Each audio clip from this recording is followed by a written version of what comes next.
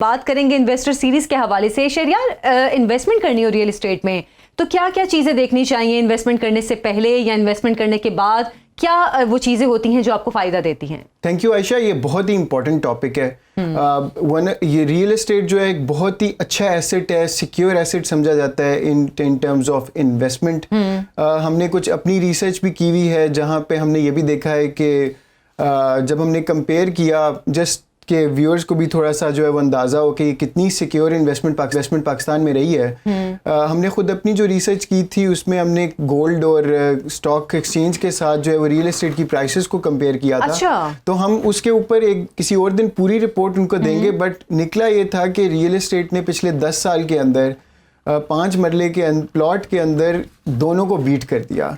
Gold को भी beat कर दिया रिटर्न्स में। ये तो बहुत इंटरेस्टिंग इन्फॉर्मेशन है। क्योंकि आपको लगता नहीं है, अब हर बंदा कहता है कि स्टॉक एक्सचेंज जो है वो आपको बहुत अच्छे रिटर्न्स देता है। बिल्कुल जरूर देता है, बट पाकिस्तान के अंदर रियल एस्टेट इज किंग मेरे ख्याल में अभी भी। तो आपने मुझे हैरत में डाल दिया है इस इन्फॉर्मेशन से। बट इस तरह के रिटर्न्स लेने के लिए एक जो चीज़ बड़ी ज़रूरी है वो ये है कि आपको पता होना चाहिए कि आप करना क्या चाह रहे हैं। आपको पता होना चाहिए कि basics of real estate investment हैं क्या। बिल्कुल बिल्कुल।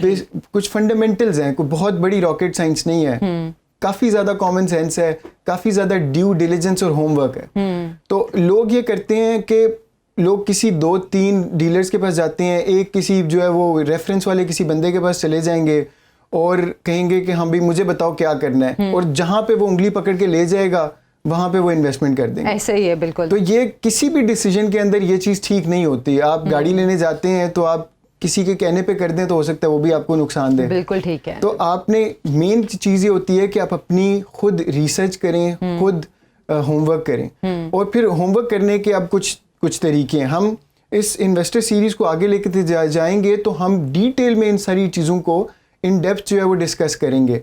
लेकिन अभी सिर्फ हमारे पास क्योंकि टाइम भी आज कम है तो मैं कहा कि थोड़ा सा ना हम ओवरव्यू दे देते हैं कि बेसिक्स क्या हैं। बिल्कुल बिल्कुल। सो बेसिक्स ये है कि सबसे पहले आपने देखना है आपके मुल्क की हालात को, क्योंकि अगर आपके मुल्क के हालात अच्छी तरफ जा रहे हैं तो it is possible, it is likely कि बाहर से लोग इन्वेस्टमेंट भी करेंगे रियल एस्टेट में। यहाँ के लोगों के पास भी जो है वो सेविंग्स रेट बढ़ेगा। जब सेविंग्स रेट बढ़ता है, बाहर से इन्वेस्टमेंट आती है, तो नेचुरली जो सबसे आपका अच्छा इन्वेस्टमेंट एसेट होता है उसके अंदर सबसे ज़्यादा पैसे जाते हैं।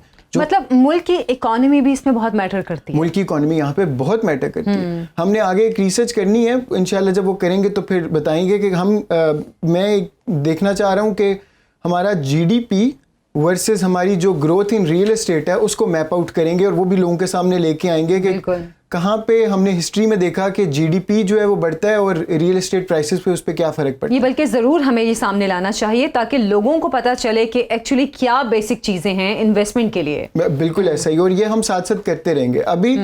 सबसे पहले आपने इकोनॉमी को जिस तरह मैंने कहा देखना है कि वो अगर economy is going in a good direction तो that means that it is कि आपके ओवरऑल जो रिटर्न्स हैं वो उस शॉर्ट टर्म के अंदर बेहतर हो सकते हैं। उसके अलावा आपने ये देखना है कि आपकी इन्फ्लेशन जो है वो कितनी है। लोग यहाँ पे इन्फ्लेशन को अकाउंट फॉर नहीं करते किसी भी इन्वेस्टमेंट करने से पहले। तो you have to understand Pakistan की जो एवरेज इन्फ्लेशन है वो 7 से 8% जो है वो रही है 10 साल के अंदर। अभी जो है बहुत ज़्यादा हो गई है, अभी बहुत ज़्यादा हो गई है। तो आपने इन्फ्लेशन को भी जो है वो मद्देनजर रखना है। उसके बाद प्रॉपर्टी के अंदर कहते हैं the 3 things that really matter are location, location, location.